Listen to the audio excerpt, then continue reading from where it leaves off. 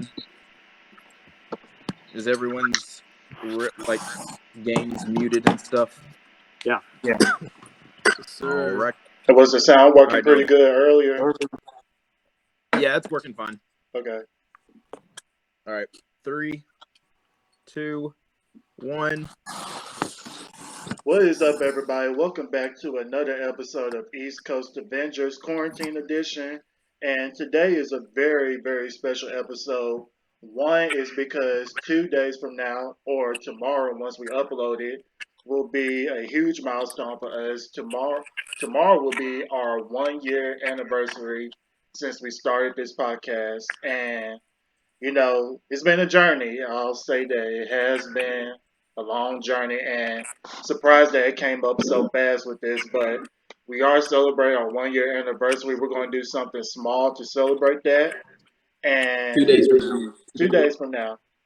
So Tomorrow's watch my out birthday. on Next April day. 24th. 1 year anniversary. April 24th is our 1 year anniversary, so make sure you're on the lookout for that. We're going to be doing something small for our podcast here. And next, is something very, very special. We have a very, very special guest here tonight. And as JT said on Twitter before, you know, without this guest, we probably would not be where we are at today with our podcast. And this guy has helped us along the way, you know, with all of his advice, all of his tips that we have taken into account. We support his podcast so much, and he supported ours. And, you know, for that, we all have to say thank you for that. So today, our guest is Lex from the Wednesday Pool List. Lex, how you doing today? I'm doing great. Thanks for having me. Yeah, there's no problem. That was a big introduction. But yeah, I found you guys randomly online. I don't know how. I really don't know how. Because you guys are in Memphis and I'm in Texas, so I mean we don't have any mutual context. But I found you guys online and I started listening and I said, you know, these guys got a lot of you know, charisma. They kind of have a good thing going. I enjoy listening to them, and then you know, you guys just started a podcast and I've been doing it for a year now. So I was like, oh, okay, I can send them some tips on some things. We have similar podcasts, so I was like, I can send them some tips, some things, save them some time, some things that I've learned the hard way. Came in handy with those tips. We got a lot of help from them over the time sure. we've been talking. Yeah, and then we just kind of formed a bond. Yeah, kind of hit it off. Yeah. So I know Pretty good, this pretty good. collaboration has been long awaited because I know we talked plenty of times about, you know, when are we going to collaborate and all that. And I know Lex and I, you and I have collaborated individually for your podcast as well too. So now that we have you here on our podcast, you know, it just came full circle at this point. So we're just really, really excited to have you on tonight. Yeah. We've been longing for this episode. Yeah. Yes, long awaited. Yeah, so Very Lex, long why don't you tell us a little bit more about yourself and all that you do, since we like to ask our guests that most of the time. Okay, so I'm an IT nerd. I work in the IT field, not anything essential or anything like that. So I'm not working right now, really. Working from home like everyone else. I do a podcast in my spare time, something that I've collected comic books since I was 7, maybe before then. I have a stupid, vast knowledge of comic book information, so I figured I might as well have a podcast where I talk about it, because other than that, I'm talking to my wife about it, and she doesn't care. So I figured I would go online and find some like-minded individuals, and it's been great. I mean, the comic book community, just the superhero community, whether it be movies, TV shows, you know, the animated world, or comic books, is very welcoming, as you guys probably know. It's good to be able to get online and kind of talk about, you know, kind of nerd out and get some of those theories and things and fandoms and all the things that you want to get out. Definitely. So where I started the podcast, and I've been loving it ever since. That's what's up. That's awesome. We've been in. You said that you're not working right now. Is that right? Well, I'm working from home, but like not as much as I was. So I only do like maybe 4 or 5 hours a week. So Very now much. I'm essential. assuming you have a lot of personal spare time. Have you been catching up on anything that you haven't been? Have you been using some of this time that you've had free? Honestly, I've been reading a lot of comic books. Comixology has this thing since the COVID-19 pandemic has been going on. They had this thing where you can sign up for a 60-day free trial. And they have just like a crowd load of comic books on there. So I have that 60-day free trial. I'm rolling through that right now. Catching up on anything Marvel and DC. Any shows that I missed, I'm catching up on. Lots of nerd time. Yeah. That's what I'm doing. That's what we're all doing. Yeah. It's great. I know some people are struggling out there in the world, but this is honestly pretty awesome. Yeah. I That agree. is true. We were actually planning on doing a kind of like a cookout type get together for our 1 year anniversary, and of course Darren's birthday is tomorrow actually. Happy early birthday. So, yes. Thanks, Dom. And so we were going to get together and do something like that, but of course now we can't. But like Dom mentioned, we're going to try to get something small out there on Friday. So yeah, it's actually really interesting, guys. It's really interesting because I actually went back on SoundCloud and found our very first episode. Our old episodes, yeah. Yeah. It was. I remember SoundCloud days. The best part about it was the Avengers theme song was playing in the background of the episode. Was it playing the entire time or just at the beginning? It was the entire time. It was the entirety of the episode. Yeah. Yep. I used to do that too. When I would record, you don't want to have any dead air or anything. It's kind of awkward. Yeah, so I would record with background music, but then I got over it. Mm-hmm. As you guys do. Yeah. Sure. I think everyone knows our backstory of how we started and everything. But with your podcast, how did that start up? Okay, so I do freelance illustration on the side. It's like a side gig, and so for years, let's say past, I want to say 10 years, I've been wanting to break into like the comic book world. Very like not trying to take it over, not trying to be the next Jack Kirby or anything like that, but wanting to just do something to have my name on it.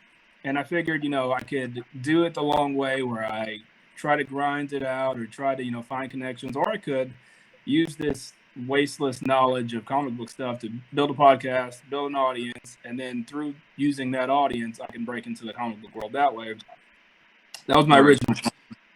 I had a buddy, Murph, which everybody knows. Him and I we've been friends for 15 years. And so he has a vast knowledge of movies, which I don't. I do a little bit, but not as much as him. And so we kind of put those together, and then we would just use it. He lives in Fort Worth, and I live in Austin, Texas, which is about a 3.5-hour distance from each other. We're from the same town, but we both moved away. And we initially used it as a reason just to catch up, just to talk. And then it started gaining traction. We started having people call in. We started having people leave us messages about what they wanted us to do. And then so we just kind of picked it up from there, and it picked steam, and then we just kept rolling with it. That's what's up. Yeah, but it's a reason to talk to me. Yeah. That is awesome. Now, since you are our guest, we'll kind of tell you what we kind of do on these episodes. I have gotten a list of news and notes from around the Nerdverse, and we just kind of talk about them and give our opinions on them. So I'll run through the notes, and if you have anything to say, go ahead and speak your opinion on it. And if not, we'll just go on to the next one. So is everyone ready? Yeah. A lot of times I'll be at the gym or I'll be driving and I'll be listening to you guys and I'll be talking at you guys. It should be relatively easy. All right. Well, let's get started with some Marvel news. As we all know, Hugh Jackman is basically Wolverine. There's no other way of putting it around it. He said recently that if the MCU were, portraying Wolverine, I guess back in 10 years ago or whatnot, that he would obviously love to play Wolverine in the MCU, but he is at peace with someone else playing Wolverine in the MCU now. Do y'all have any idea or any thoughts on who should portray Wolverine in the MCU now? I got to go ahead and start it off. I think it is time to kind of move on to somebody new. A lot of these cast members that we have for the new MCU, they have a really great track record of picking out great some people that are undiscovered.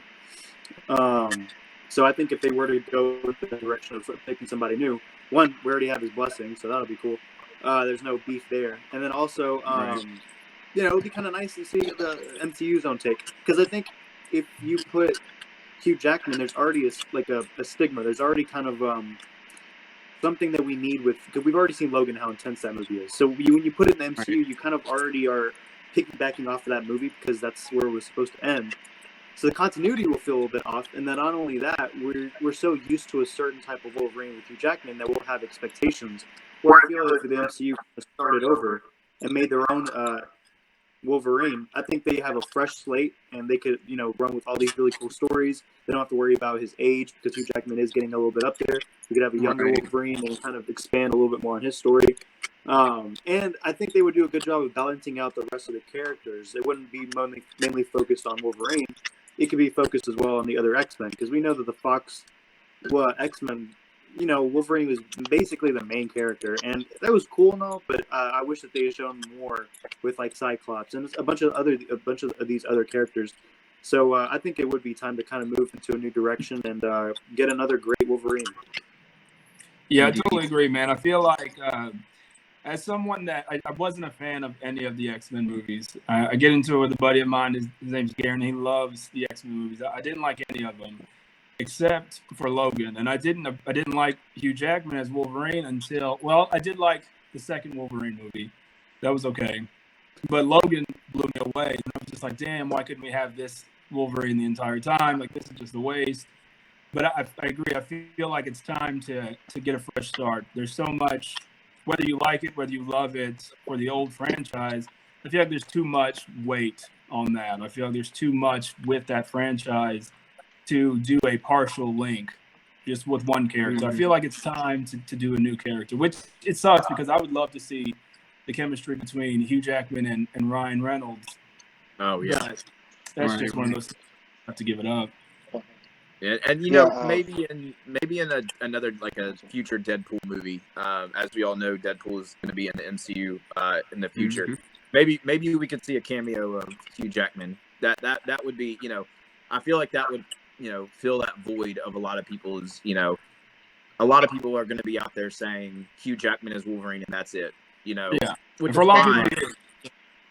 Yeah, which is fine. I mean, everybody's right. They have the right to their own opinion, but I kind of agree with both of y'all that it is time to kind of move on. And again, the MCU and Marvel is really good at getting these actors and portraying them and starting their own, their own journey. So that casting director is always on point. Oh, without a doubt. Even when I disagree with it initially, it usually kills it. Mm-hmm. Yeah.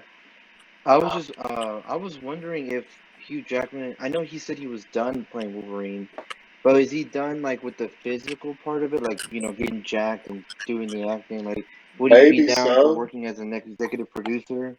Maybe so, because he is getting older at this point. I can't remember what his age is. I think he's 50 now, or maybe just a little bit older than that. And he probably just doesn't want to go through that, not physical torture, but that process, because it probably is a lot that Hugh Jackman has to go through. And if he were to go through that again, it would be much harder on his body now that he's older. So I think he probably won't do another, a role as, physically demanded as Wolverine at this point. I think, in my opinion, that he's probably done with superhero movies at this point. He can, he might prove me wrong one day and might appear in a superhero movie, but in my opinion, I think he's just done with the genre at this point. No, one thing that could be cool is that Old Man Logan was such a big character for a few years after Wolverine was killed in the comic books.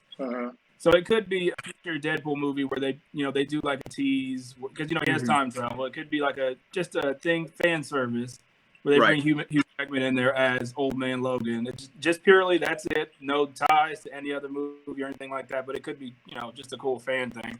Yeah. Okay. Sweet. The thing I was trying to say was, is he done with the Wolverine character like altogether? Like he doesn't want nothing. He doesn't want nothing to do with it. Like I'm done. I don't want to get into it. Like I want to move on.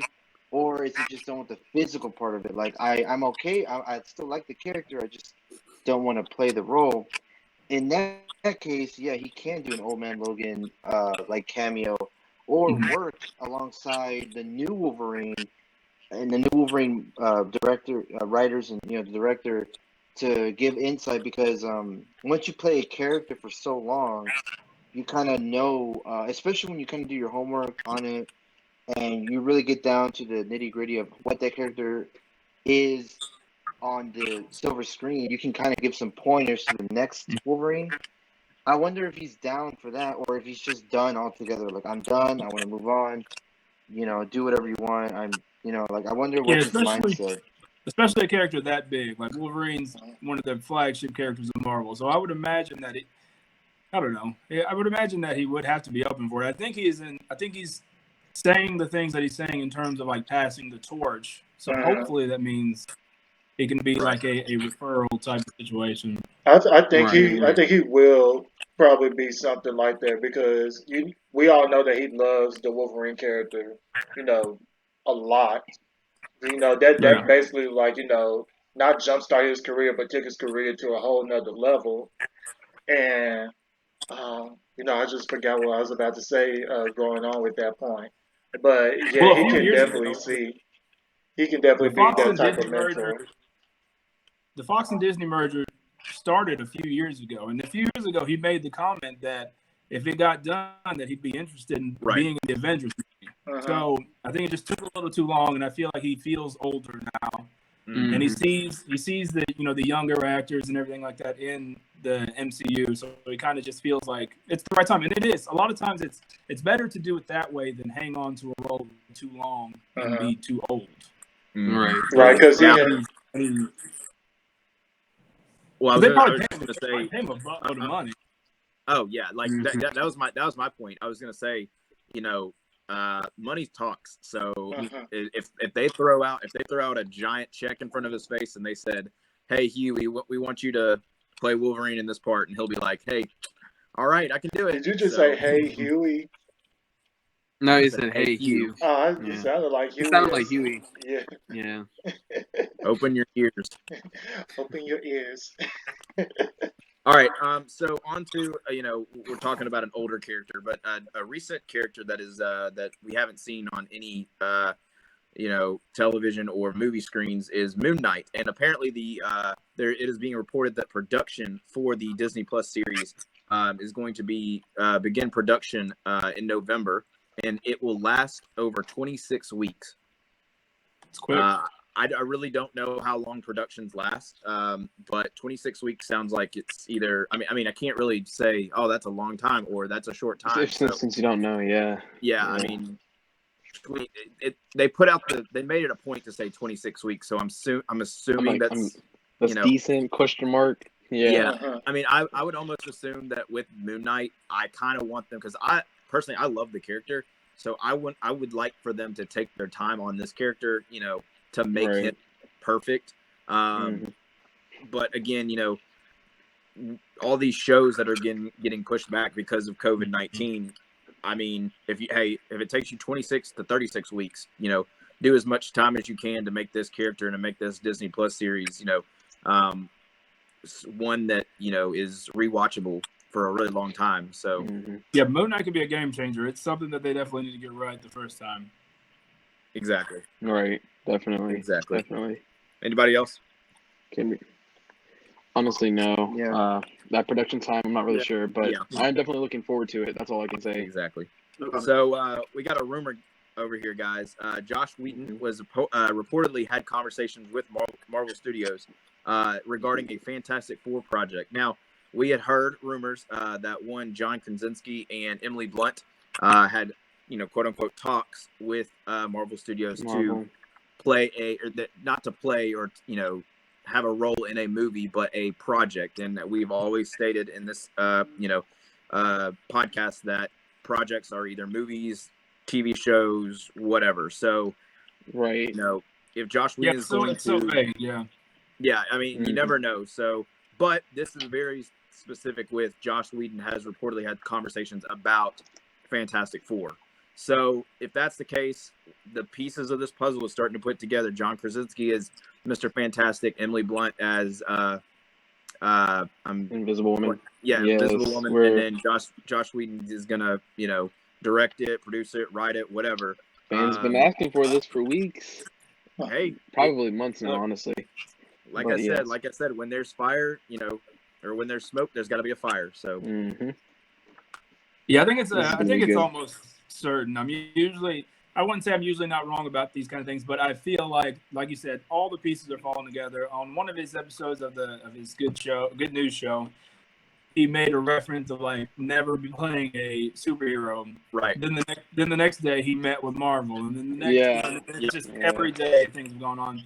And in the comic book world, in one of the newest Fantastic Four runs, they've started to draw Mr. Fantastic to look like John Krasinski. So I feel it's all coming together. And I feel like. I'm sorry. Go ahead. Fine. No, go ahead, bud. No, I was just gonna say, yeah, you're right. I remember back in the day they started drawing comic book characters to look like Chris Evans or Robert Downey Jr. and the Scarlett Johansson and all them, because people have saw them as oh, that's them, and then they've liked them so much that it's let's just put them in the comic their book, portrayal. or, they put them in the comics. A striking resemblance to them. And, almost movie characters are become the gateway into comic books, not the other way around. I feel that's fine. I feel like the first actor who probably was modeled after a character was Samuel L. Jackson as Nick Fury, because in the Ultimate version of Marvel Comics, they basically drew Nick Fury after to look like Samuel L. Jackson. And then here we go a few years later with the first Iron Man movie. Here's, Samuel L. Jackson as Nick Fury. And now basically they took out the old Nick Fury in the main universe and put Ultimate Nick Fury in the main universe now. So I think that really does play like a big story, but yeah. Yeah, he kind of was. But he's basically playing a big part at this point when it comes to comic book characters looking like their movie counterparts at this point. I agree. Yeah, I don't think that's a bad thing. I think it's a good thing. I feel like whatever gets people, I'm a comic book fan. I watch every movie in theaters. I watch every cartoon, every show, so it doesn't matter. However I can have a conversation with someone about superheroes or supervillains, I'm game. So, I talk a lot about reading more comics, but for me, it's just because people watch movies and the stories in the movies are good, but there's so many good stories in comic books. So for me, it's just hey, you guys are missing out on great stories. So just take the time. It's big, but I feel like even for some of my friends that only watch the movies, we can still have a conversation, and the conversation's better because I know not more about the character, but I know a different side of certain characters, and then we can relate. So I feel like it's a good mixture. I don't think it's wrong at all that they are starting to make comic book characters look like the movies. I actually enjoy that. It's and I feel like it's more of an appeal to the younger audience too, because you have these kids who grew up and they don't know. I bet you there's a kid out there who doesn't know that Mark Ruffalo wasn't in the Incredible Hulk that came out, in 2009. They don't know that. So all they know is Mark Ruffalo is, the Incredible Hulk. But, all of us know that there's been several other Hulk, characters or people who portrayed the Hulk. So it's just interesting to see how much the dynamic has shifted from we're going to start recognizing these actors and actresses as these characters. which is actually kind of cool because if you think about it, Samuel L. Jackson is portrayed as Nick Fury, and he's also portrayed as Mace Windu in the Clone Wars too. So yeah, Samuel L. Jackson, you know, he can do anything. Yeah, I He mean, can get in any movie. yeah, but Going so on to our next. JT, going back to the to Joss Whedon taking on a Fantastic Four movie. I guess I would be okay with it. With him directing the project, I can see him. I think he might do like the team dynamic really well. As far as like working together as a team.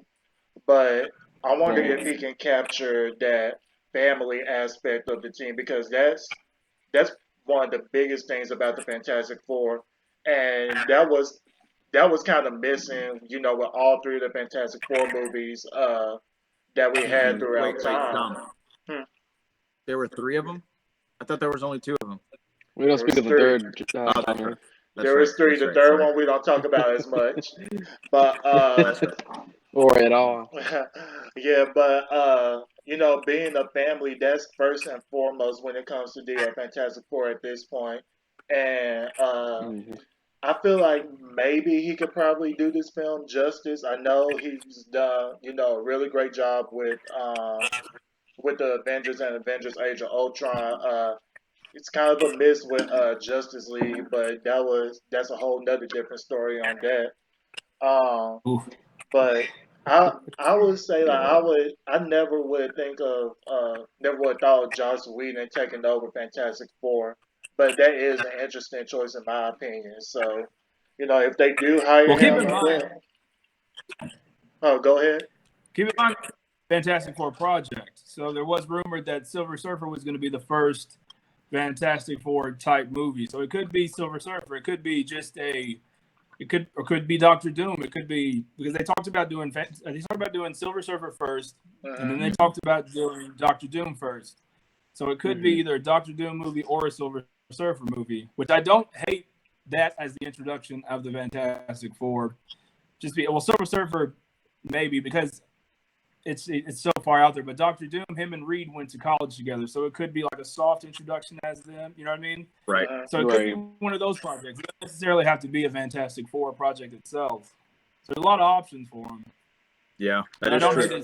Hate his movies, that is true. Yeah. So on to as we know, of course, COVID-19 has kind of struck 2020 in its nerve, and a lot of companies and a lot of productions are being pushed back.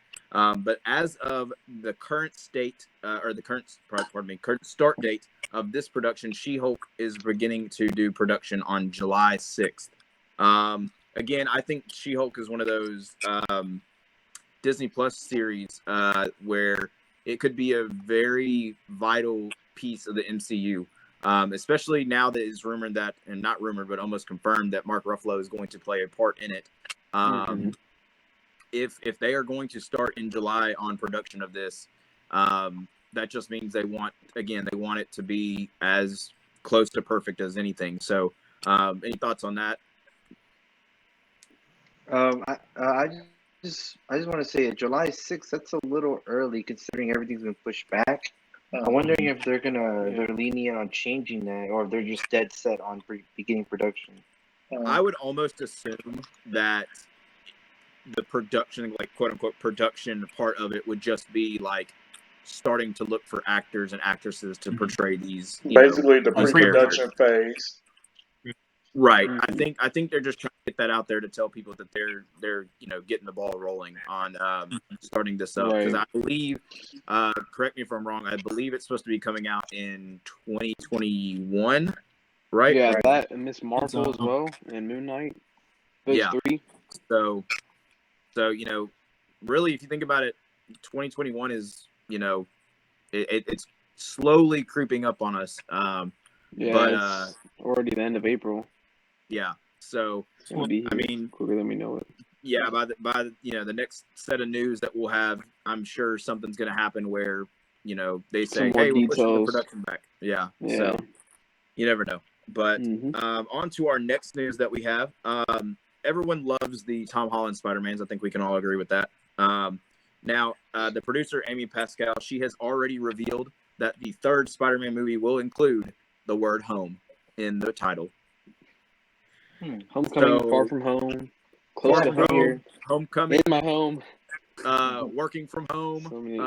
There we Working go. from home, literally. quarantined at home. It sucks that they I use don't know. It sucks that they use Far From Home in the second one, because Far From Home would be a perfect one for this one. Perfect. Yes. Because so Yeah, I just and that to Yeah, me I that's the don't- perfect title.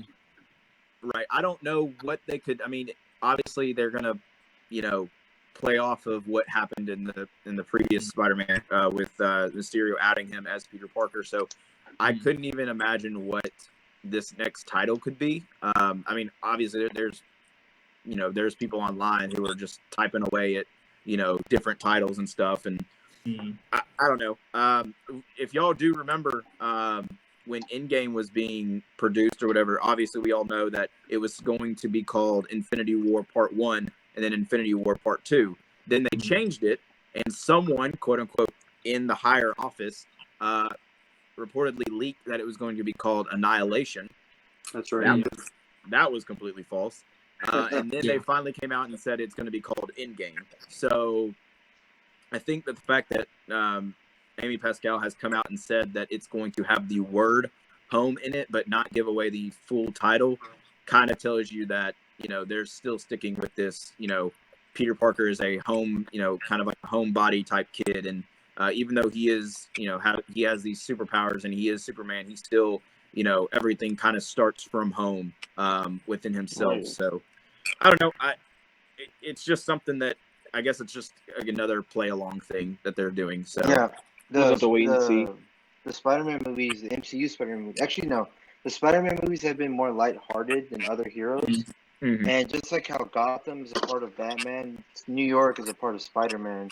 So home Right. would be a good theme to keep repeating throughout a trilogy like this. So Right. I wasn't surprised by that. I'm like, they're gonna do it like homeschool or something like that, But right. yeah, I mean, it's pretty cool. They're gonna stick with it though. Now that we have confirmation. Mhm. Mm-hmm. And it's a nice little tease for the fans. Like, it keeps the fans interested. The movie comes out they haven't even started on it yet. And so I feel like they're going to continue to do this throughout the year until they actually release the movie. Just release a little bit at a time. Mhm. I'm sure we'll talk about Venom in a little bit, but there's going to be a few things coming out when Venom comes out. And I just feel like they're going to keep dropping little breadcrumbs just to keep people interested because the movie's so far away. And you know what? Yeah. I'm actually surprised that we still haven't got a trailer or anything. The closest I we really got was thought we were Venom. going to get one yesterday. I really Yeah, did. I was the only expecting thing we got was Venom, and we'll get to that when we get to that. But man, I was really expecting some kind of something, a trailer with. I saw that there was a Mandalorian trailer, which Yeah. obviously wasn't real. Yeah, I was angry about that. I was a little angry. It was funny because Darren texted me. He said, "Hey, have you seen the Mandalorian trailer?" And I said, "There's a trailer." And he was like, "Yeah." I said, "Where at?" And he goes, "On YouTube." My first initial thought was, "Okay, if there's a trailer, why isn't Twitter blowing up?" Yeah. And then I said, "Okay, well, I'll go look for it." I went to I typed it in on the search bar, and the first thing I saw was IGN's first comment that said, "Okay, listen, if you're mad at it, just celebrate the holiday." And then I said, "Holiday," and I looked, it was 420, and I was like, "Oh, this is the dumbest thing I've ever seen." Like, everybody got their hopes I was up. disappointed. I thought it was official because IGN posted it. I was like, well, Dude, IGN's full of clowns, dude. that's what I'm saying. They're flip floppy, but like they have posted legitimate trailers before, so Yeah. I'm like, well, if IGN's posting it, maybe there's a chance. So I looked at it, and for the first couple of seconds, I was like, Same. skeptical. No, man. Well, it was new dialogue. It was new dialogue, so I was like, okay, this might be real. But then once they showed Baby Yoda as a teenager, I was like, man, what is this? Yeah. What is this? Now, Lex, I'm glad that you mentioned Venom 2 because I know you were very vocal on this on Twitter. We had a title card for it. It's going to be called Venom, Let There Be Carnage. Now, Lex, I'm going to let you take the floor on this one and tell us your thoughts on it. Okay, so initially, and then I have walked back. I've had time to think about it, and I have walked back my my anger on it a little bit. So there's a big historic comic event called Maximum Carnage, where Carnage just rips through the whole, all of New York, and then, Captain America, Venom, Spider-Man, all these heroes team up to like kind of stop him. And so I was upset that they didn't use the title Maximum Carnage. It seems like an alley-oop. It seems easy. Movies have done that in the past. Like they've used Days of Future Past. They use titles to bring people in. Like that Days of Future Past, it has nothing to do with what the comic book has to do with it. But I saw it in theaters. Right. And I don't even see it in movies. Like I don't like them, but I saw it in theaters. Right. Even though I was disappointed, it pulled people in. So I figured, why wouldn't you do it this time? Why wouldn't you do it? And I was upset about it. I said, you had one job. You had an alley-oop of a title. But then I thought about it, and that wasn't the first introduction of Carnage. Carnage was introduced a little early on in Amazing Spider-Man. And so maybe they're planning something bigger. And we can talk about Venom. Yeah. Tom Hardy posted. He always does these things where he posts something for a second and then he takes it down. down. So he posted of Venom chomping down on Spider-Man. And so maybe they're planning this bigger thing. Maybe this movie, Venom goes against Carnage. At the end, he teams up with Spider-Man, and then Spider-Man movie happens, and there's a little bit more to it then. And I feel like there's a bigger play. I feel like Maximum Carnage would be the They're third saving movie. that. Yeah, I feel like they are as well. They'll like right when they team If up. that's the case, I'm okay with it.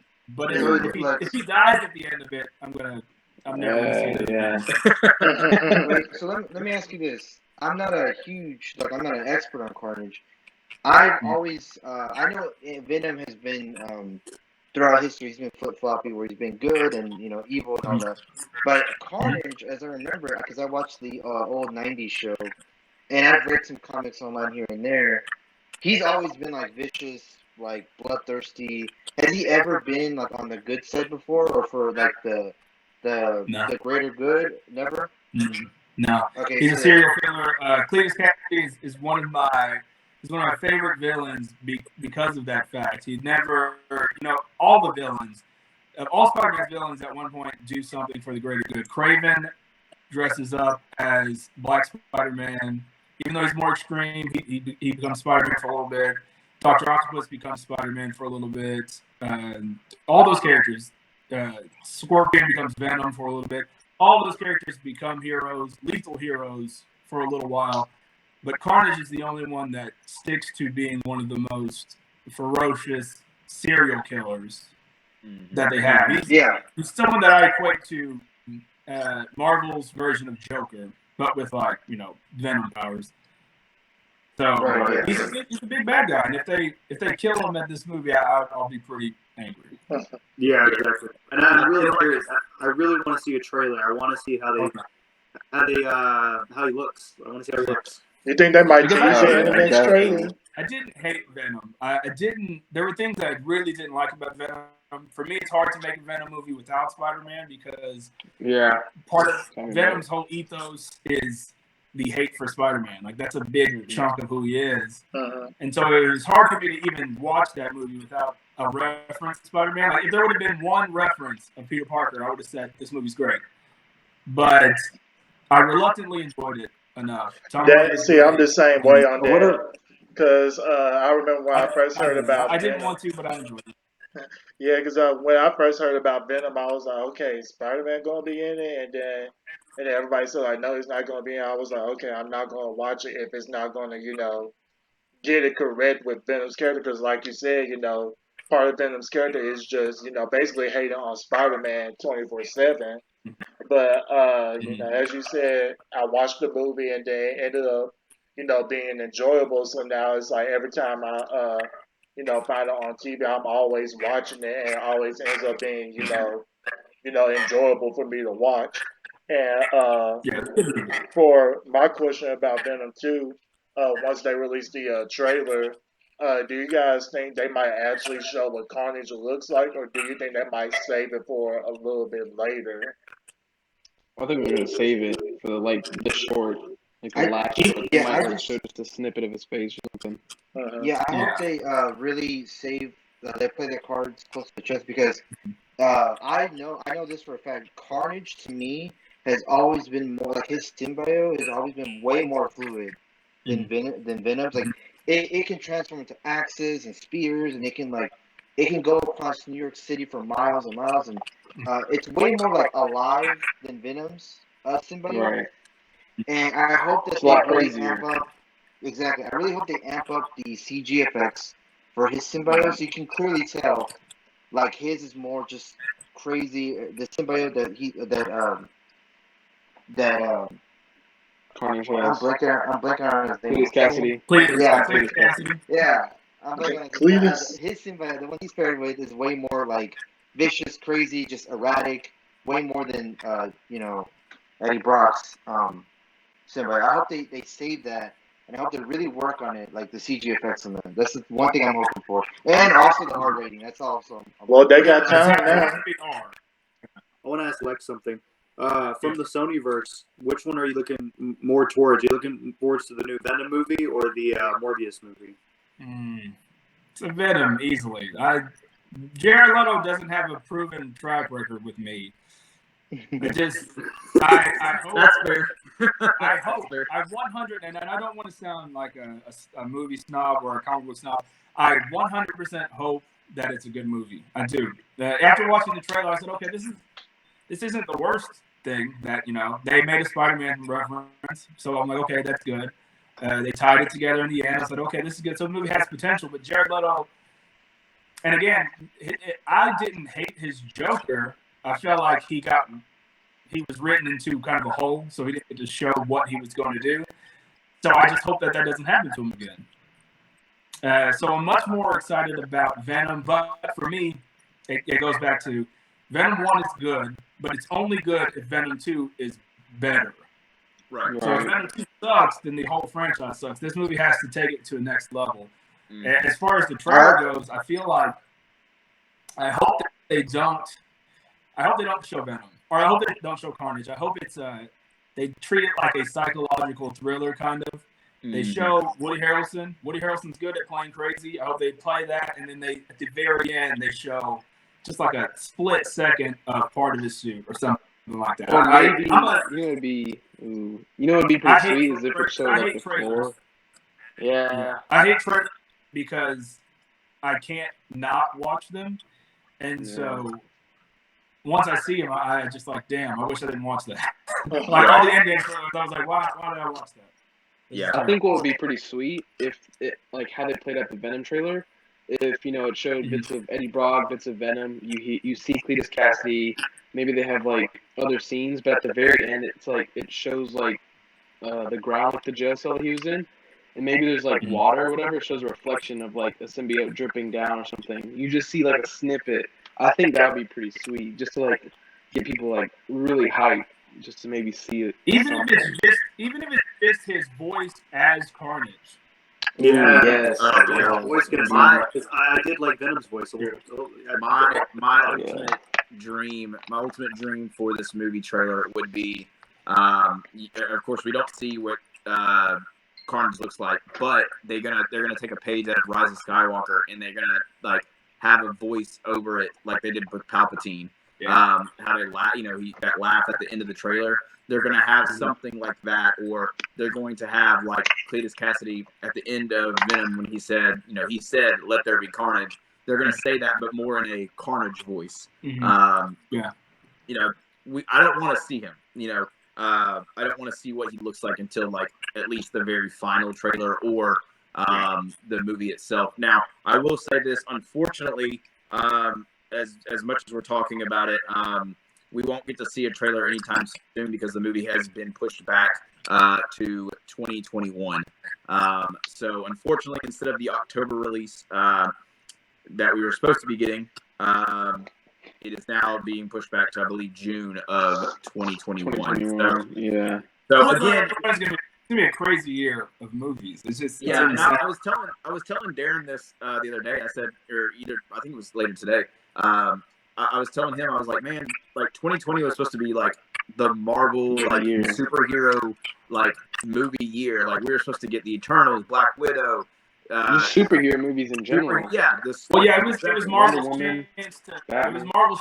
shine, like to show that they didn't need Iron Man, Captain America, and Exactly. it was to kind of prove to people that they can do this for another 10 years without it, and so and now we're stuck at home with nothing. Yeah. So I did want to get your thought on this real quick. We all kind of gave our opinions on it. Were you in the favor of waiting for Black Widow or releasing it on Disney Plus or video on demand? Yeah, I thought it was good. I enjoyed all of y'all's opinion on it. I'm half and half. I would watch it. I would. Yeah. I'm the type of person that I would watch it on Disney Plus. I would, and then if they released it in theaters, kind of think about it. They re-released Endgame 3 times or something like that. Right. I went every time. Yeah. So I feel like the fan base is strong enough and they want this movie so bad that if they did release it on Disney Plus for a week, the fan base would still show out in theaters when it came out. Mm-hmm. With that being said, I don't think they should do it on Disney Plus. I think I do agree that they should push it back, but I would not be against them doing it on demand or whatever. You pay to rent it right now or whatever for a week. Mm-hmm. Kind of like Trolls and all those movies that came out. Because I have kids, and so we rented Trolls, we rented pretty much all the kid movies that we would have seen in theaters. Trolls made a bunch of money, even though it went straight to on demand. And so I feel like Black Widow could have came out like that. All the fans would have shown up. It would have made over $50 million, and then they could have, once everything died down, released it in theaters. Had this big event, like Marvel does. They could have did the red carpet thing. Live showings, live viewings. They always have like leftover content that they put on the DVDs, like extra scenes and stuff. They could add all that in and say this is the new release. It's Black Widow plus. We have all these extra scenes that we added, more context and more characters. We're releasing in theaters, and I feel like the fans would show up for that too. Yeah. So I feel like that could have been an option, but I'm not. Yeah, I completely agree. Yep. Yeah. I mean, we all are in agreement that we'll be able to wait, and then of course they release it that they're going to come out in November or something like that. So, I mean, hey, if we're going to wait, and Christian made a good point too. If they got all this time to wait, they better make it, close to perfect. It has to be worth the wait. Yeah, exactly. If they just sit here and they say, okay, today is April 22nd. If they say movie's almost done, we're not going to touch it until it comes out in theaters. That's going to be a waste of time. Then if they're going to do that. They talked about justice, and I feel like the same way it should do justice by going to the theaters, they should do justice to the people waiting to go to the theaters. Like it should be a movie that they don't regret doing that. Yeah, we don't want to see another Captain Marvel. Yeah, and also not only that, but also from an Captain Marvel was my least favorite movie, so I'll take that. Go ahead, Christian. I was gonna say, also from an editing standpoint, because I love the Dark Knight trilogy, but Dark Knight Rises is terrible with the editing. I can watch that movie and spot out 10 different flaws in the editing, right in plain sight. People don't notice it until you point it out. And I mean, obviously, Marvel hasn't done that, or they're not, consistent on that, which is good. But you can't be too careful. You can always go back and just check everything, make sure everything's good, the sound mixing, all that stuff. Just stuff that you can't do from home, from a computer, stuff that you can without being, close to proximity to other people, stuff like editing, stuff like that. So right. That's what I was focusing on, though. It's funny that you said that, because when I saw Dark Knight Rises in theaters, I was already in love with the Nolan franchise. That when I saw it, I was just on the edge of my seat, and I loved everything about it. But then when I got it on DVD and rewatched it, I was just like, what? Yeah. there's No, lots I mean, of. you start to see all the little things, like when you're paying more attention to it. And yeah, I agree. Yeah, Luckily that trust movie, me. luckily was on such a pedestal at the time. Right. Oh yeah, I agree. And but like Batman's my thing, and yeah, just I don't want that to be on any other movie. So Yeah, so just that, right. Now, Josh, I'm glad that you brought up my girl, Brie Larson. As we know, Don't imagine you did it. well. Anyways, there's a rumor that Captain Marvel 2, when it does come out in 2021, it will reportedly set up for the next new Avengers movie. Okay.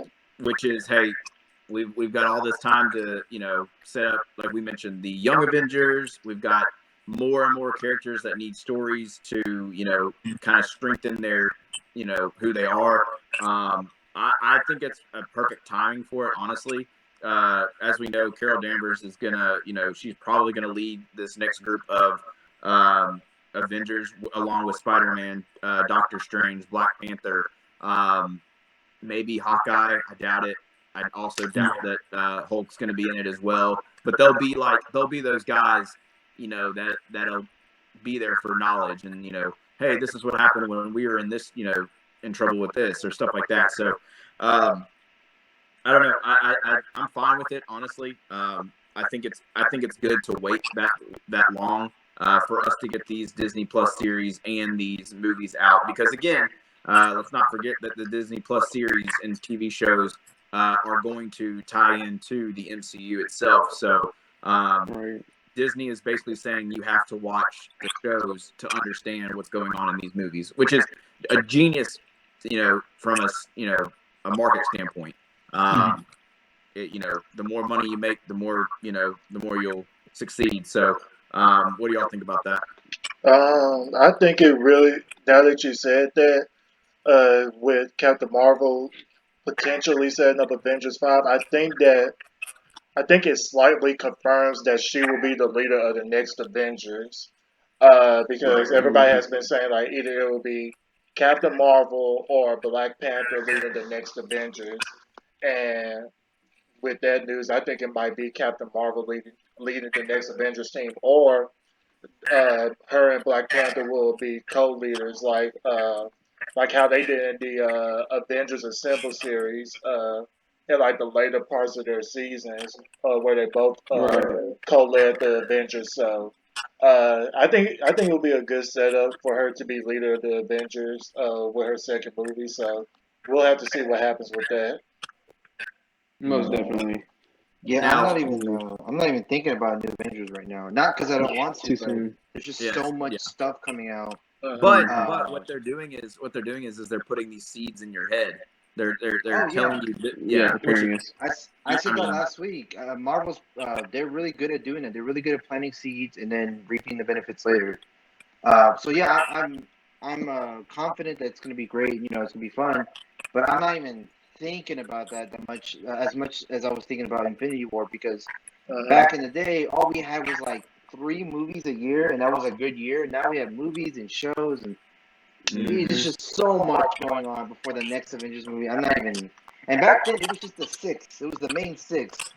I mean, it wasn't until Civil War where they really started amping up, like with Spider-Man, Black Panther, Doctor Strange, all the other heroes. Right. And now we have them along with Captain Marvel, and along with all these shows. I'm like, oof.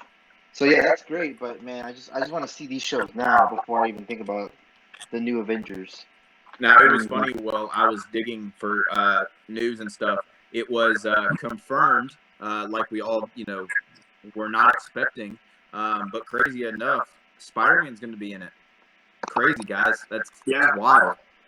It's wild, isn't it? Spider-Man, one of Marvel's golden boys is going to be in Avengers 5. I feel like that's news that we all kind of expected, honestly. Yeah, honestly. I was looking at it and I was like, am I really supposed to get excited because it's like breaking news? Spider-Man's going to be in Avengers 5. It's kind of like, We already knew that. We've been did make So I hope that, and I got a kind of a long rant on this. I hope that Avengers 5, quote unquote Avengers 5, is Young Avengers. I feel like the next real Avengers 5 movie should be Endgame equivalent. I feel like after 10 years or some, not 10 years, but after an extended amount of time, it should be a big culmination of Fantastic Four, maybe a few X-Men related movies, the next big threat, whether it be Galactus or whatever, a big culmination of that, and then it be this big Avengers movie. Because you have to, nobody wants it right now. You have to, absence makes the heart grow fonder. Right. So Avengers is a big title. We just had Endgame. Endgame was huge. And so let it breathe a little bit. Young Avengers would be cool. Young Avengers is a safe middle ground. It's like a stepping stone, yeah.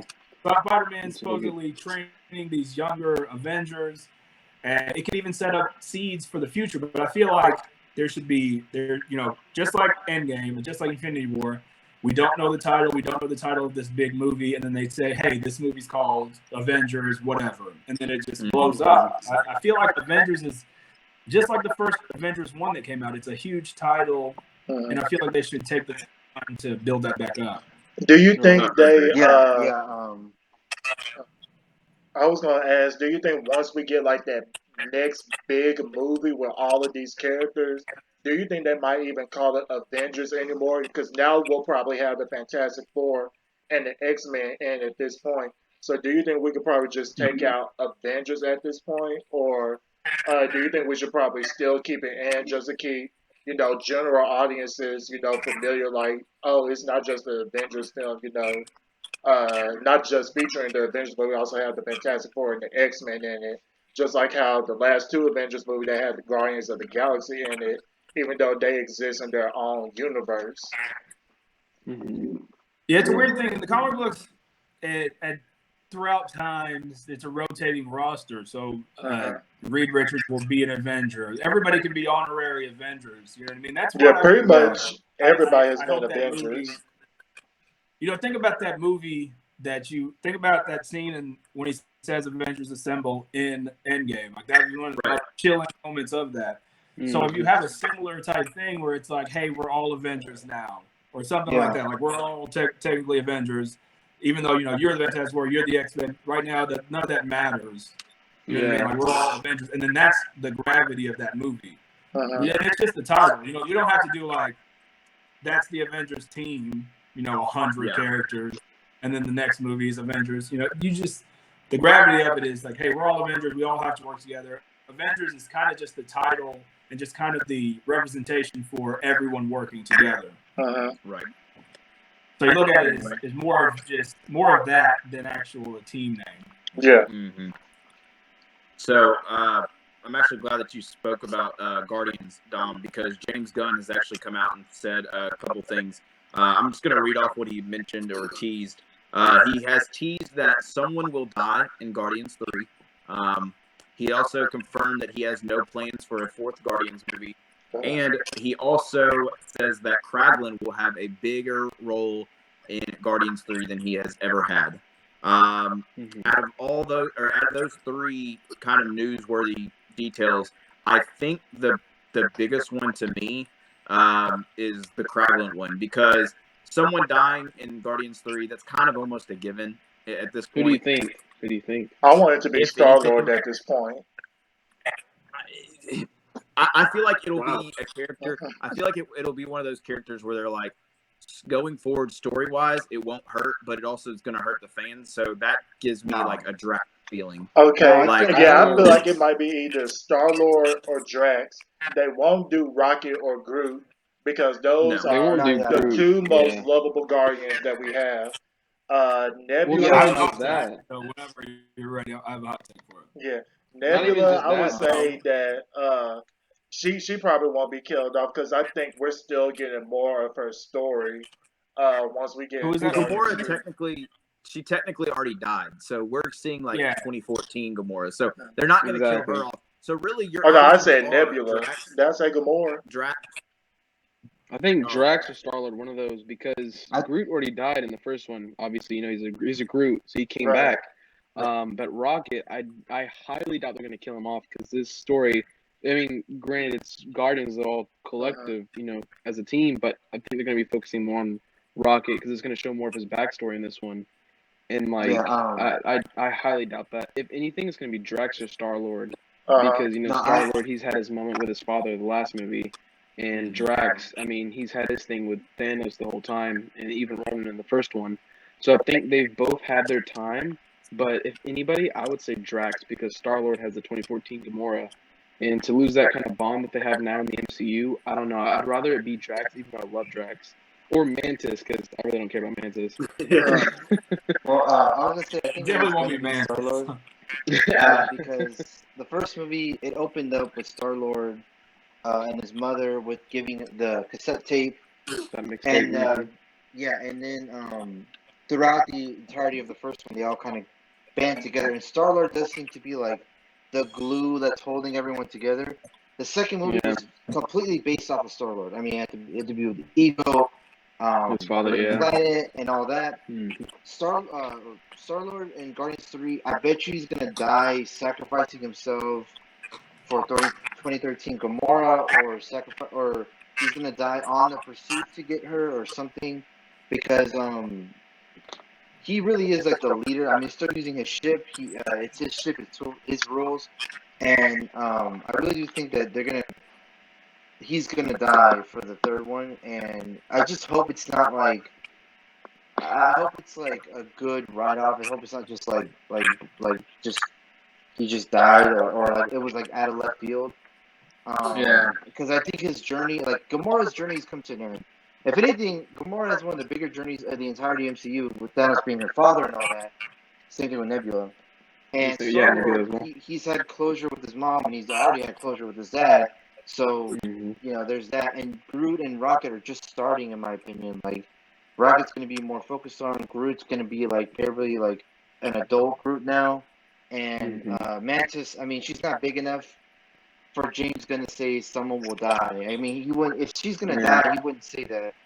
And she could be literally gone from the third movie, and then they could just say, "Oh yeah, she left to go back to her home planet," and nobody will bat an eye.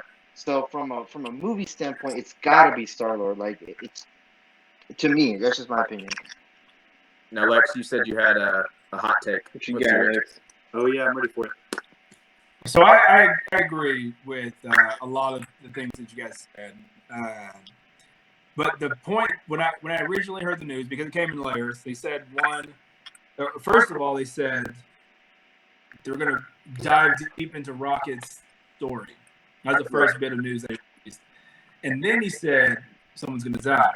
And I said, okay, it's going to be Rocket. Rocket's going to die. There was this big story arc that was called Death of Rocket. And even though he didn't die at the end of it. So this is kind of where I'm going with it. So I figured they were going to tease the death of Rocket. But Star-Lord, again, is going to die. And I don't want Kraglin to have a leadership role. I feel like Rocket should take a leadership role, but I feel like they're going to slide him into a leadership role and just ride off into the sunset and leave it to where there's not a 4. Because like you said, Gamora's story's ended. With Star-Lord dying, there's not much more to it. She's back on their team officially. Everyone else kind of, Mantis and Drax kind of have a weird romance. They teased maybe having a Disney Plus show with just them, very, very vaguely. That was just a rumor. But, yeah, I just feel like everyone's story is closed off enough. Drax's only reason to live was to kill Thanos, and Thanos is dead. So everyone's story is closed off enough that they can ride off into the sunset. So I agree with most of you guys. It's going to be Star-Lord. It has to be. Yeah. Right. Yeah. I mean, the Kraglin thing, I think what James Gunn was kind of hinting at was he was like, now remember when Yondu died, Kraglin took his little like mohawk thing and he was learning how to do the whistle with the arrow. And I feel like they're saying now Kraglin is going to master that idea or master that. Even the new Yondu. Yeah, he'll be quote unquote For the Ravagers. Yeah. I do like the character. Yeah, I mean, I think if anything, Kraglin's going to have a like. I would put him at the like Guardians 1 and Guardians 2. I would put him at as like a C+, B- role, and I feel like him having a bigger role would be like B+. Honestly, I don't see him being like a main focal point of Guardians 3. He's a comedy character, and one thing that I do, if it's going to be the third final, this is it. I hope they tone the comedy down a little bit, just a little bit, not a lot. One of the things that I like is that it's a little bit lighthearted. Guardians 1 did it perfectly. I enjoyed Guardians 2, but I feel like they dialed the comedy up too much. They did. When I was in the theater, there were certain scenes that I was just like, it's like a comedy movie. Like whenever she first goes out and they're rolling out the golden carpet and it stops. And they're like, oh, it doesn't go any further. I was just like, this is like a crappy comedy movie. Like that, things like that shouldn't be in. I feel like they should keep the comedy but tone it down a little bit. And if someone dies, I feel like it should have a little bit more of a heart-wrenching feel to it. It should have an impact, yeah. Now, a question for everyone. This just came at the top of my head. Should they do anything with Adam Warlock in this movie? Should he be mentioned? Should he be? He has been so much. Yeah, he is. I think. Yeah. At this point, at the end of Guardians 2, with what's her name saying, the Sovereign. Yeah, they were saying about wake him up or whatever. And then, like at this point, it's you've kind of got hard to not to show Adam Warlock if this is the last, turn of the Exactly. table in Yeah. Guardians. And they might change him up. I mean, comic book Ultron was way more powerful than MCU Ultron, like way more. Right. And they might do that with Adam Warlock. I mean, we know how he was, and I thought he was going to be in Infinity War with the going against Thanos. That's what I thought. Yeah, disappointing. Yeah, and they changed up Ultron. It wasn't like terrible or whatever. It was just different. Mhm. And sometimes the changes are good. Like, I think Thanos' motivation in the MCU is better than his comic book motivation. Impressing death and all that. So sometimes the changes I agree with. Like, I like that. And sometimes the changes are So I just because we know Adam Warlock doesn't mean we know him. But we don't really know what they're going to do with him. So he might just be a superpowered sovereign. That might be a thing. Or he might be like full-on cosmic power type of being, and he might be the main villain for the Guardians, and then turn good guy. Or he might even turn the good guy. He might just stay back. In the comic books, he has a split personality. So he has a completely evil side called Magus, and then he has Adam Warlock, which is the good side that goes against Thanos and basically protects the Infinity Gems. And so I feel like since they're creating him to be the Sovereign, maybe his initial personality is sort of like this Magus, and then he's created, so he doesn't have the emotions of someone that grew up an entire life. So maybe killing Star-Lord and watching the reaction of the team and how bad they feel for it, maybe he decides to change, and maybe he decides to become the Adam Warlock, join the team. I feel like there's so many different ways they could do with Guardians 3. It's one of those things that it's really hard to miss with it, especially when it's going to be the end. It's interesting you say that about if he killed Star-Lord and then like that changes him. That reminds me of did you ever watch the Justice League Unlimited show, like the animated show?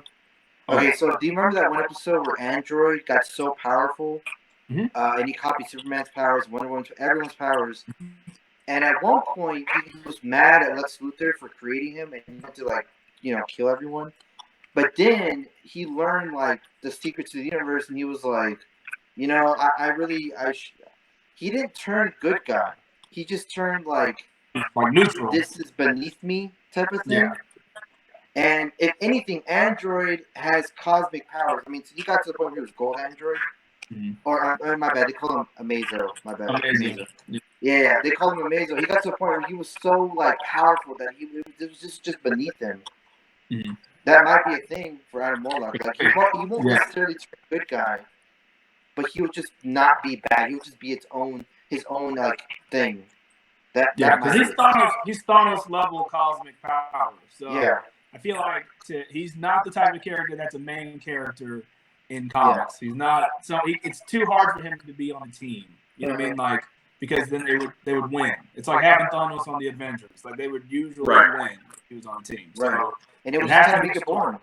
Yeah, it has to be a story where he does, like Amazo, leaves to to learn more about the universe, to Like, learn the more about universe, Marvel or something. Yeah. We can do I mean, that. it could be cool. It could be cool. Exactly. Now, some bigger news. We're gonna kind of cut down on a little bit of these, like, kind of dumb news.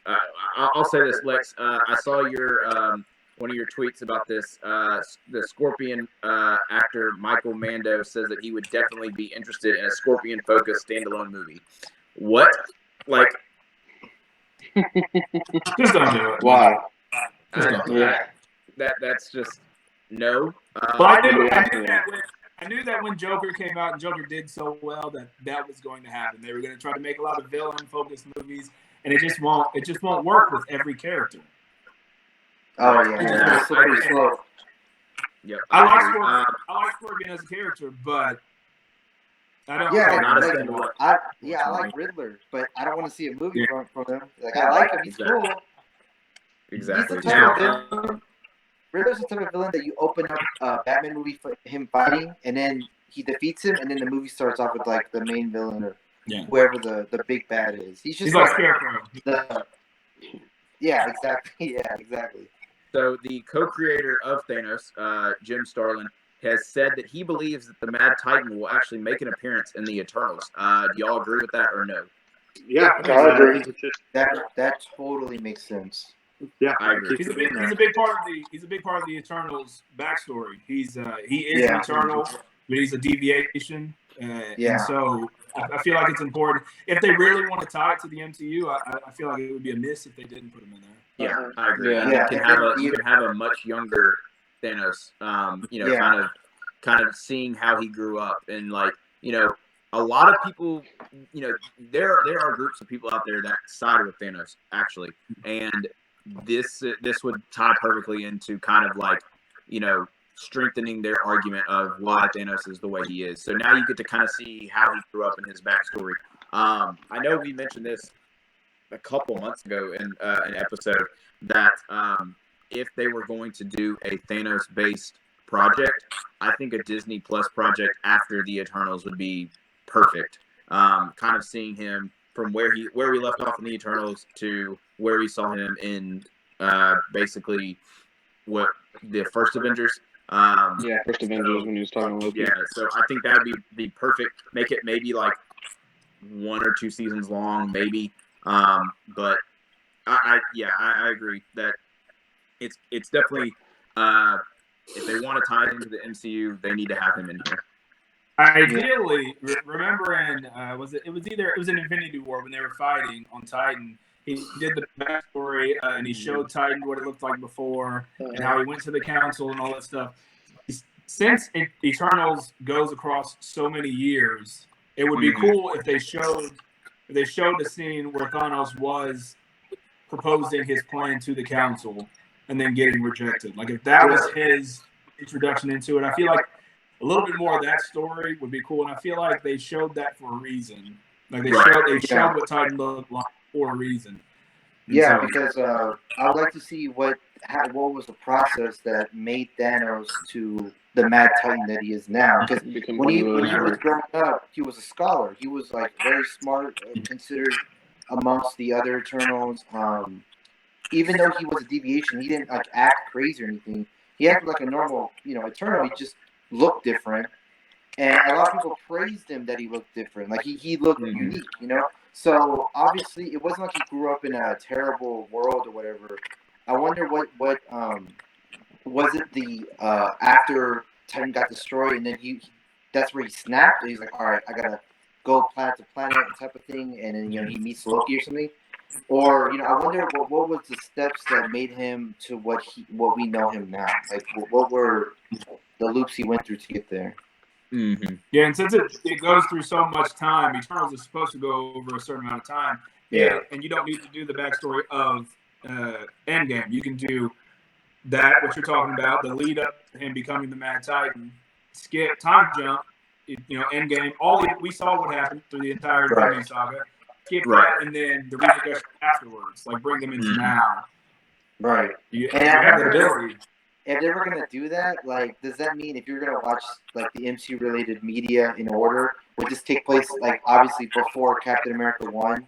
Like, you watch that and then you watch the entirety of the MCU and you watch, like Eternals or something like that. Like, I wonder if they were gonna, if that would take place like way before like Earth's creation and all that. I think you could They almost. talk about starting at the beginning, so it's Yeah, going to Big span Bang. across over 1,000 years. Yeah.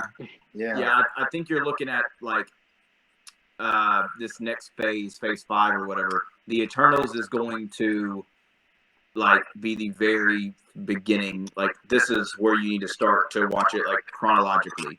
Eternals is where you need to know and kind of, keep on watching, and then you start your, the MCU version with, Captain America, then Captain Marvel, and Iron Man 1, Iron Man 2, et cetera, et cetera. So, but with the Thanos situation, I mean, he's such a big, and we've already, he's such a big actor part of this saga, and we've already heard that Josh Brolin wants to continue playing him. So why not? Like, I mean, he has a lot of story left. Josh Brolin, the actual actor, wants to continue playing him. Why not? I mean, I don't see a negative in any of this, But now, Dom, you actually sent me this news. I did not see this. Marvel's Punisher and Hellstorm's showrunner's contract is terminated. Do you want to talk a little bit about that? So yeah, let me go ahead and pull up the link that I have here. So of course, with the Rona going around, it has stopped production on a lot of Hollywood projects, and so with that, let's go and talk about Hellstrom first. With Hellstrom, they had just wrapped shooting prior to production companies closing down. So it's now unknown whether post production will continue without their showrunner, because now the showrunner's contract has been terminated. Now we don't know the exact reasons why, his and the Punisher showrunner contract has been terminated. But we also don't know if Hellstrom is being shelved at this point, meaning that we probably won't ever see it, because I know there have been, it has been news reports that say like, oh, we got a cast now for this show. This show will probably be released, next year or the year after next. We just haven't, been hearing a lot of news about it. So once I heard about that, it just had me wondering, are we actually going to see this show? And then now with the showrunner's contract being terminated, it kind of puts the show at jeopardy at this point. I'll just go ahead and read some of the article that they had. I also say it's also interesting that the Punisher's showrunner has been affected with the series being canceled last year, and with that, it could possibly mean that the showrunner's Punisher is probably not going to receive any more compensation for that show, since it's continued to be aired on Netflix till today. So which means that the showrunner's revenue stream has been completely cut. So it just kind of like puts into question, how many of these deals with the other executive creators or other creators have been terminated because of the coronavirus, because we know that's been shutting down production, on Hollywood projects all over the world. So they also said although these series seem to be lower prior entries in the MCU currently, it is uncertain whether this will have a ripple effect for other Marvel properties. This could put other MCU projects in jeopardy of being invoked with forced clauses to cut costs, such as the current Disney Plus lineup. Ultimately, it is completely uncertain how much this affects Marvel's current plans, but it is likely that this will kickstart a trend for other production companies to follow suit. Now, do I see this like affecting like some of the bigger Marvel projects? Not so much at all, because with Hellstrom possibly being, I think it was supposed to be on Hulu. The Hulu shows don't have as much of a connection like with Runaways. they didn't have as much of a connection to the bigger MCU world as they did with like the Netflix shows and the ABC shows. So it just kind of puts into question, what will happen to other Marvel projects at this point. But I doubt it's going to have some huge effect to it. It probably will have a minor effect, but it definitely won't have a major effect to it. So hopefully that kind of all makes sense. I know it was kind of confusing. I know I said a lot, but yeah, that's all that I have to say about that topic right there. Well, I mean, I just, to wrap it up a little bit, I just hope that, this doesn't affect like you said, the other TV shows and stuff. Now, Disney Plus is fine on their series and everything, but it's just these other shows that we're having to, kind of worry about. But on to some other news. I'm going to kind of do a little rapid fire.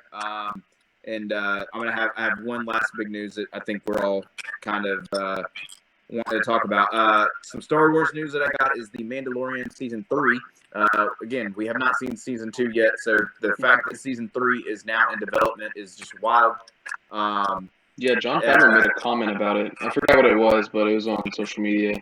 He mentioned that he was ready to get this role, and even though, they're done with Season 2, even though IGN made that, silly trailer, You know what? I'm I surprised they think he haven't come out with commented on that.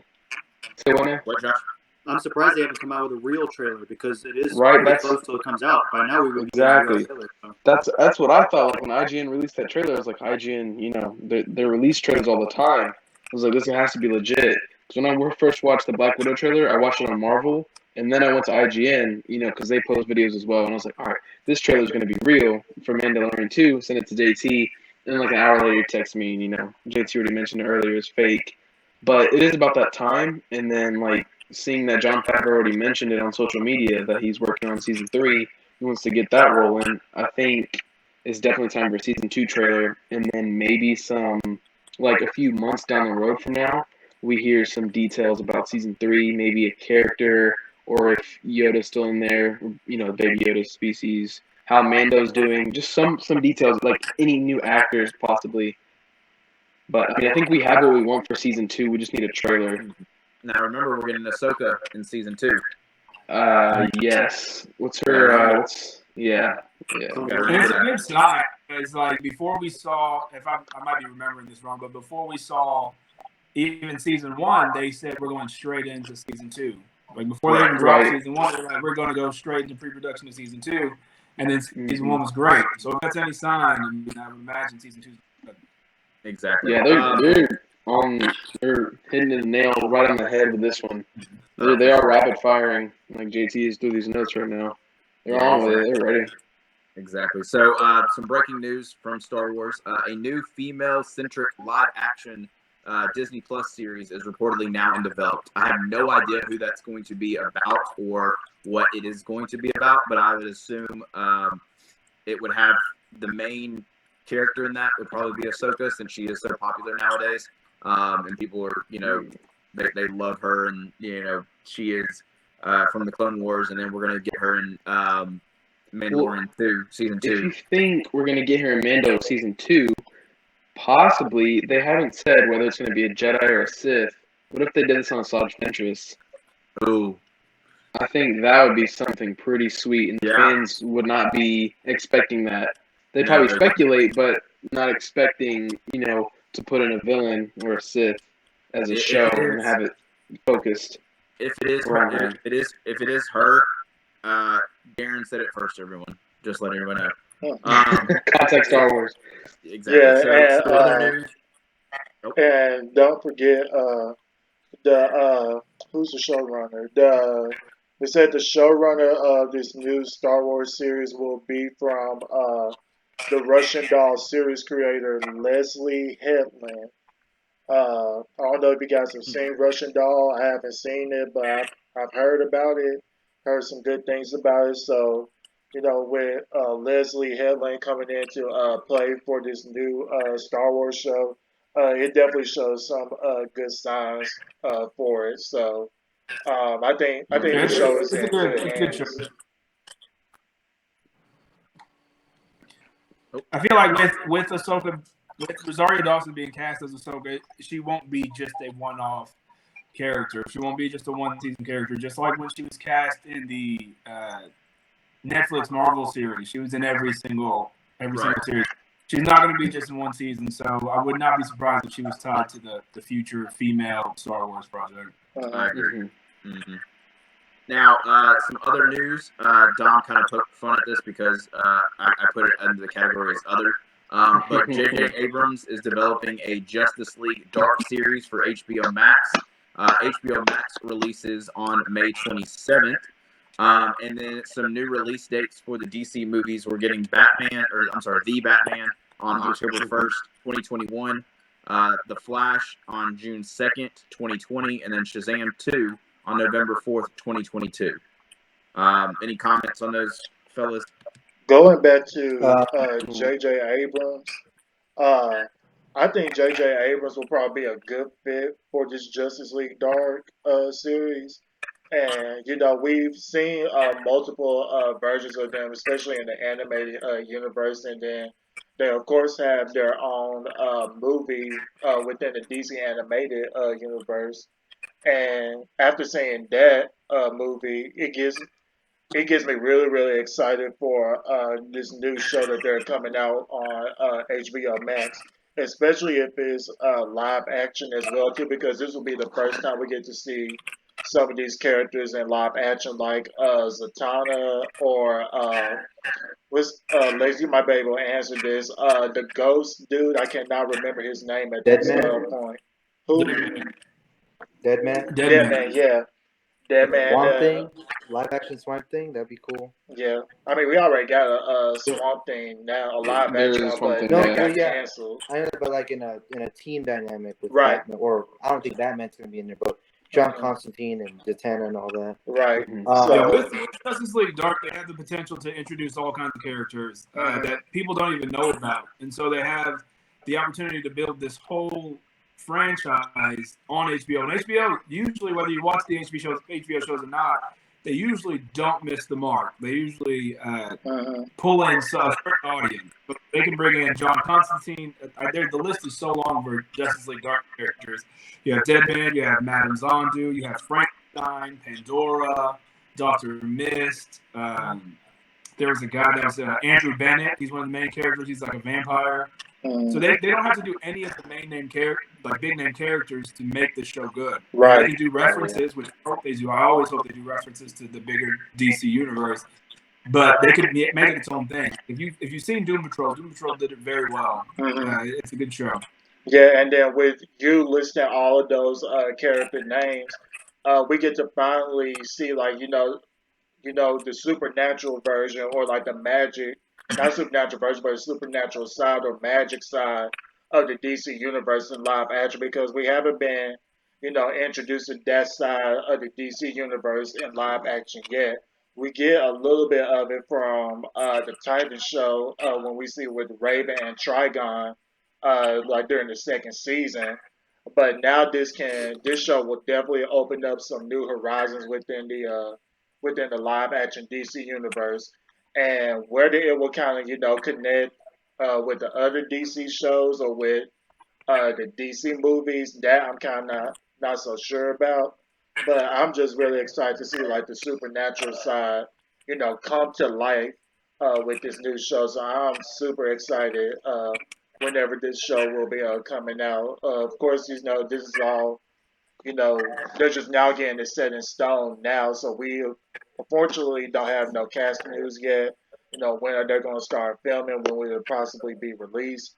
But I'm excited for it, and I know there's a whole bunch of DC projects coming up on HBO Max, such as the Green Lantern show. So HBO Max might be, on the roll by the time it's released, because I know they're going to have all the DC content that they have on that streaming service.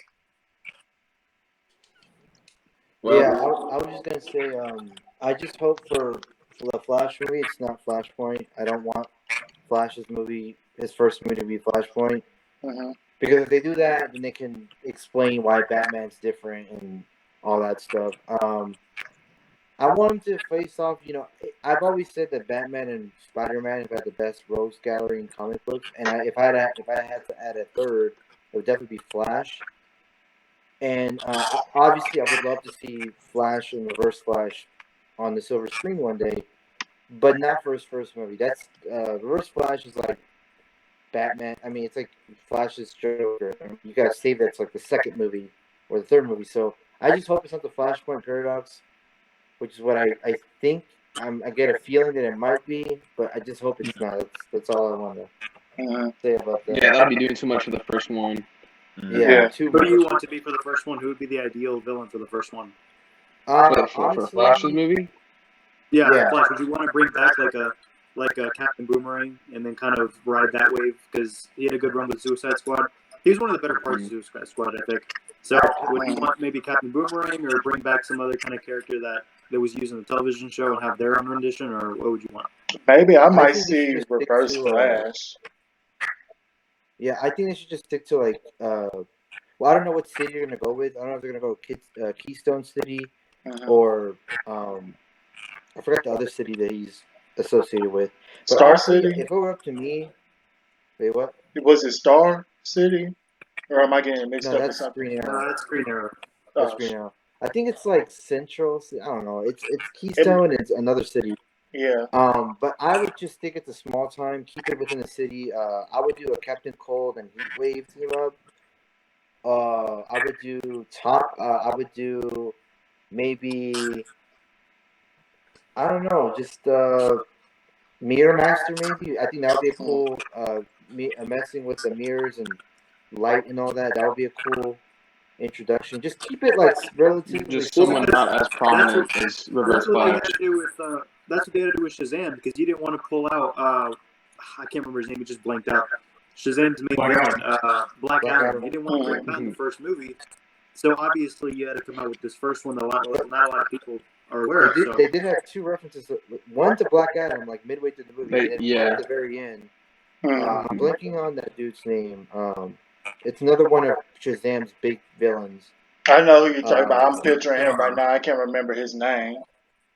Yeah, it's like the caterpillar dude. I forgot his name. Oh, yeah. Yeah, but like, I just hope it's just relatively small. Don't go big.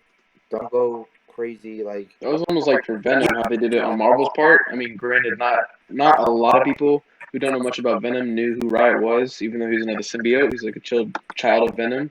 But they played that good because if they threw in Carnage, like that, they really wouldn't have played their cards well.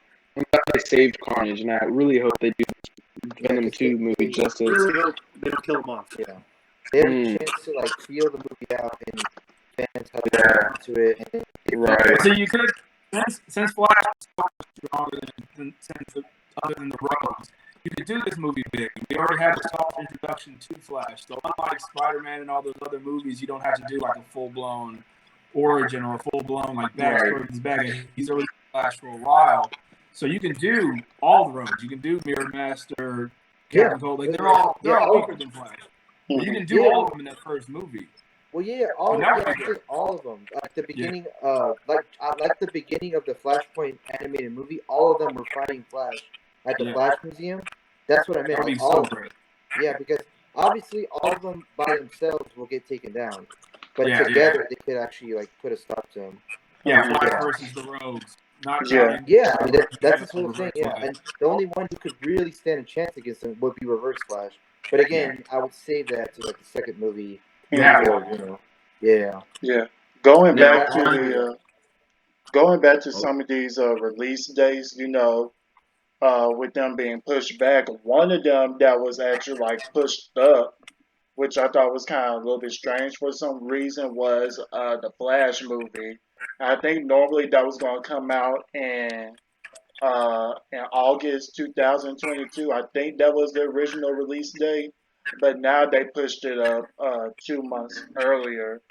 So I thought that was a little bit strange, but we're getting the Flash movie a little bit earlier, and now I have the whole DC movie slate on my phone right now. So of course we know Wonder Woman 1984 is coming out this August.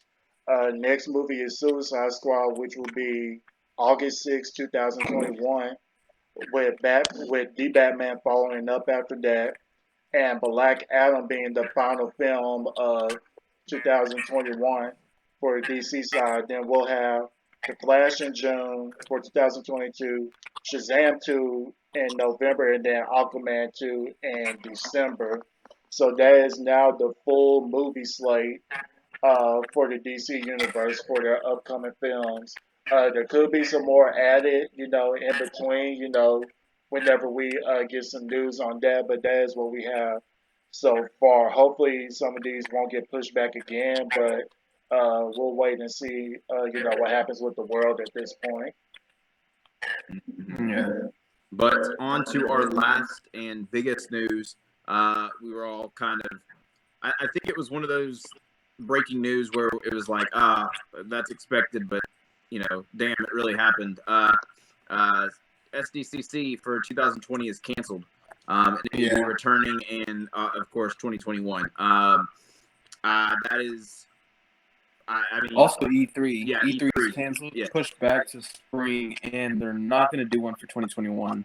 2021, this E3 this year is going to be in replacement for 2020 and 2021. So it's just going to cover both, and it's going to be in spring, if I'm not Yeah, mistaken. I think. Well, So two big conventions. Yeah, I think Yeah, going Of course, New York Comic Con and the smaller ones are going to be pushed back as well. Yeah, I think going with Darren, that's gonna suck for a lot of the smaller companies, because the ones the indie companies like Revolver Digital, they're trying to promote their their indie games, Mhm. but obviously like the big stuff like the console reveals and like Cyberpunk and Avengers, the They can big handle stuff. that stuff. Yeah. Yeah, we'll still have a space in E3, but that will suck for the smaller companies, and that might push for like a new because they might push for a new platform where smaller companies will have to go to because they've been going to E3 and then all the big companies have their own platform. Like Bethesda has their own thing, Disney has their own thing for like Star Wars and all that stuff. But in E3 is when they all come together. But yeah, that sucks with smaller companies. We're going on Yeah. Darren said. I think the worst thing about having SDCC canceled too is like the last time we saw, such big news was at the 2019 convention. And just, as we all mentioned, this year was supposed to be superhero central for all of us. And now we don't get to see trailers or leaks or, small little New cast for new shows, movies. Exactly. Anything. We don't get it. We're not getting any of that, so we're just gonna have to wait a little bit longer. But with that being said, we all did say that it was worth the wait to if these things are going to be as good as we expect them to be, then waiting is perfectly fine. But it just does suck that because I remember last year at SDCC, when it was happening, I remember on our on the ECA Twitter account, we were just going left and right of putting out the news and News. Yeah, it's a good exactly. constantly. Yeah. Mhm. Yeah, so it's just wild.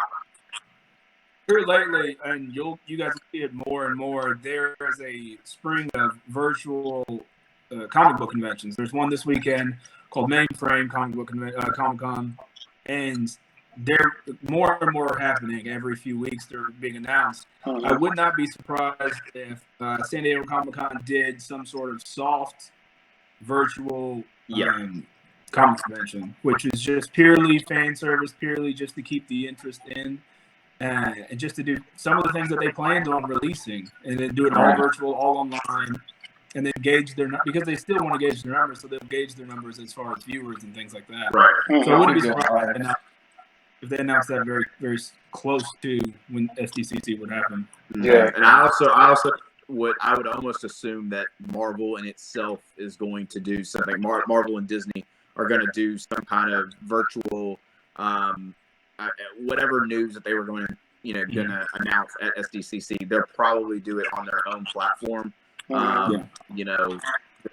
Kind of maybe do it like a live stream where they're all in, they're in the office or something, or it's just a continual live feed of shows that are happening, like Darren said, cast members that are being announced or new projects that are coming out. So it sucks that we're not getting the actual like physical thing. But if they do go that route of virtual, I guess kind of viewings, then I would be okay with it. I'd watch it. I mean, I just would like to see the more physical Comic-Con. But they marketed it as a convention for everyone. If Right. I don't know if you guys ever tried to buy tickets for San Diego Comic-Con, it's extremely difficult. It You have to buy is. a token, and you have to wait, and it's like crazy. So it'll be interactive. So same way IG Live works, so you can comment and you can do all this stuff, it would be that way. I wouldn't be surprised. Like South by Southwest is a big event here in Austin, and it got canceled due to COVID-19.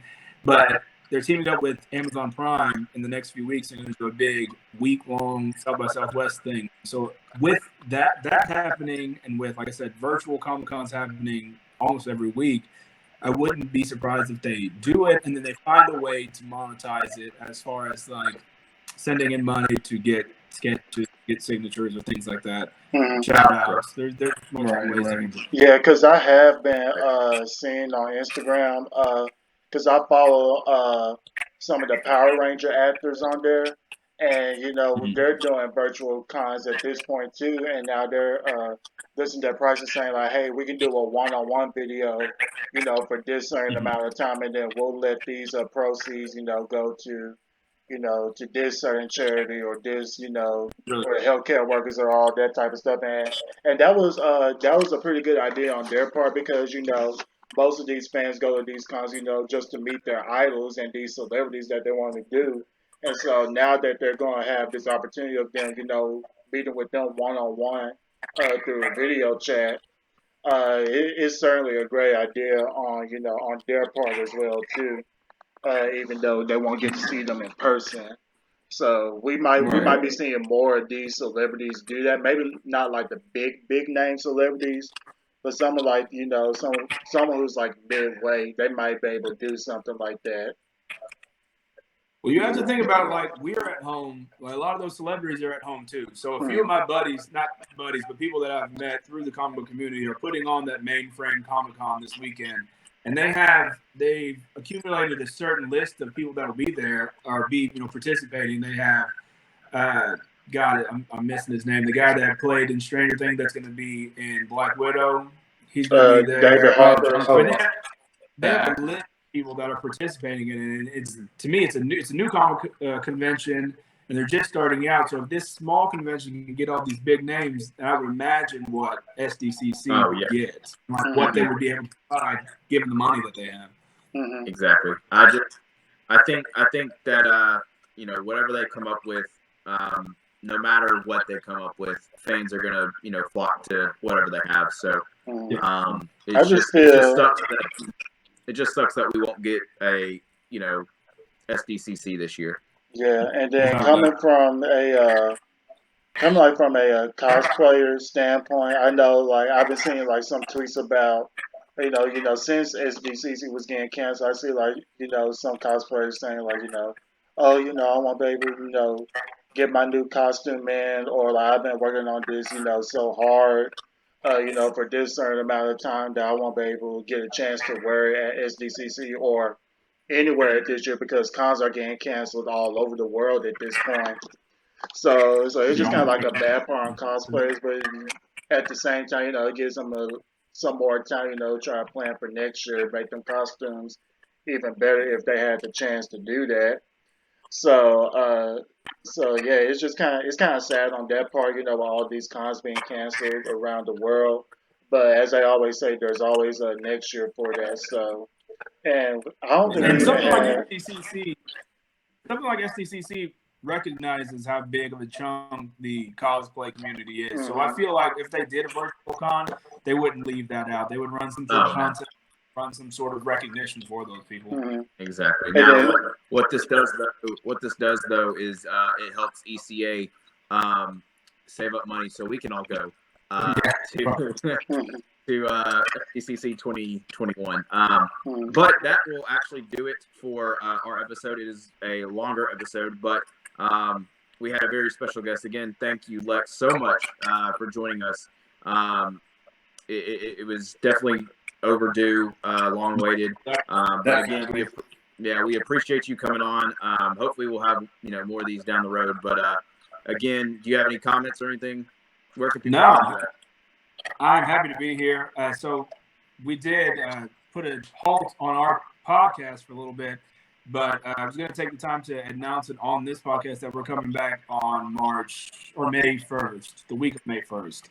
We have a new co-host. We have a new format, and we're kind of working out the details right now. So it was kind of a change of how we're doing things rather than a complete stop. Congratulations. That's awesome. Yeah, I'm excited about that. Yeah. So I look forward in the future having a few of you guys on the show and absolutely coming back. This was a blast. Definitely. Yeah, this was a really fun show. I like this episode a lot.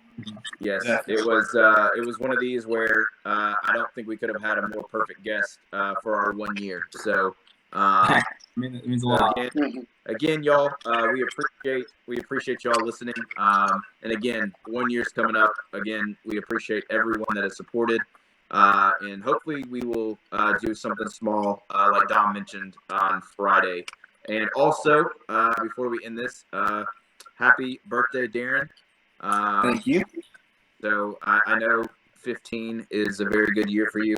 You tell me I have this beard at 15? Are you kidding me? But with that being said, again, thank you so much, everyone, and we will see you guys later. All right. Catch you next episode. Bye-bye. Woo! Nice. That was a good one. We good? That was a long. Yo, Yeah, Lex, dude. But it was good. I'm first to tell you from the That was beginning. the best quarantine episode we've had so far. Oh, hell yeah.